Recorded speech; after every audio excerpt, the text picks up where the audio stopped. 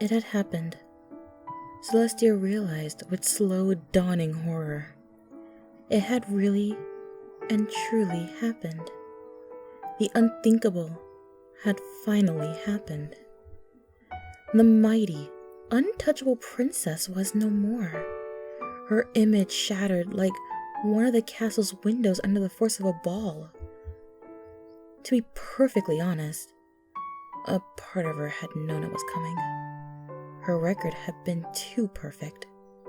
Things had been going too smoothly. By this point, it had almost been expected. Unhoped for, of course, but not unexpected. For too long, she'd been too proud, overconfident, dare she say even haughty. She had become a victim of her own hubris, convinced of her own projected aura of being immune to these kinds of things, that she was immutable, undefeatable, untamable. And now, as her pride vanished like dew before her morning sun, she had to admit that she was not. But what an ignominious way to taste defeat! She had numerous victories to her name. Her own sister, overtaken by the nightmare, restored to full fellowship. Discord turned to stone and then reformed. Chrysalis and her changeling invasion thwarted. Sombra vanquished, and the Crystal Empire freed. Well, she did have some help with a few of those. Most of those, actually. But they still counted in her opinion. And yet now, to be brought so low by an enemy so mean, so subtle, so unassuming, it really was more than a little bit distressing. It shook her like she'd never been shaken before. After all, a defeat like this would not be so easily forgotten. No, not something like this. How could it be? She was head of the state, symbolic of her nation, a shining white pillar of virtue and grace. This would fly in the face of all of that. Ponies would have seen. Ponies would know. Ponies would never forget. They would never be able to unsee their princess so humiliated. Would they ever be able to look at her the same again? Having seen her subjected to such shame? Having seen her so undignified, so debased, so mortal? Would she be forever tarnished in her eyes? She couldn't begin to pretend to convince herself. Her shame was just too great. And yet, even in this time of anguish, a spark of hope flickered in her chest. Perhaps she could recover. Perhaps there was still hope. Perhaps she could snatch victory from the jaws of defeat. But as soon as she thought that flicker died, darkened by the cold hoof of reality. She was too far gone. She could already tell there would be no recovery. No playing this off or brushing it under the rug.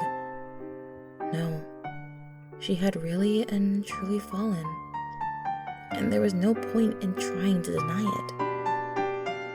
There would only be fallout, and she would have to stand tall, this egg spread across her face, and face whatever consequences would come. All these thoughts flew through her mind as she descended to the ground, with all the poise and grace of a fat pigeon that had lost its footing and fallen off the roof. And she hit the ground with a sound similar to a rubber duck being squeezed as her own weight and momentum compressed her lungs. Her mane and tail whipped forward from her sudden stop, cascading messily over her face, and her crown flew off her head.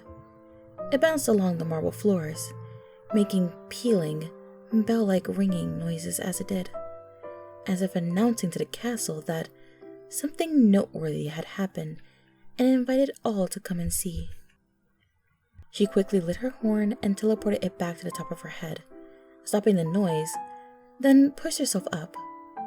With a little kick, she extricated her left hind hoof from the carpet upon which it had snagged, then quickly slid her shoe back on. Her first steps towards recovery completed. She then glanced around to check for witnesses. On one side, an older guard stood against the wall, maintaining the stony expression her guards were known for. She felt a quick flash of worry, followed by relief. There was a very good chance he would never tell any pony, just out of respect for her. And even if he did, he would be retiring soon, and his story would eventually die with him. And then her eyes flickered over to the other side, where a younger guard stood, and she felt her smile tighten.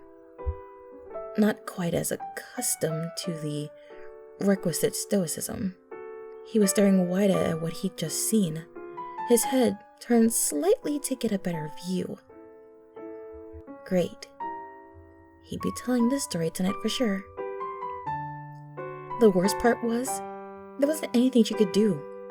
She couldn't reassign him or dismiss him, especially if he hadn't done anything wrong. Ponies might start to ask questions as to why he was being singled out. And then he'd tell this story, and then more ponies would know. And worse, believe it, because why else would the princess react that way? No, she would have to do nothing, accept it, and let the chips fall where they may. Now, if this had been all the witnesses to her failure, she may have been able to brush this off. But then, she looked up and saw the very last pony she had hoped to see. She could almost hear those high rising violins, heralding this occasion like harbingers of doom. Her sister, Princess Luna, stood there, standing still, eyes wide, holding a bunch of lavender in her magic aura. She was doing her nightly rounds of caring for the sleep of the castle's inhabitants. And through sheer luck, she must have just walked in right as Celestia. Their eyes met. For a long moment, neither sister said anything. And then a little smile started to spread across her sister's lips. Celestia let out a long, low sigh. Welp, it was nice while it lasted. Maybe she should just retire.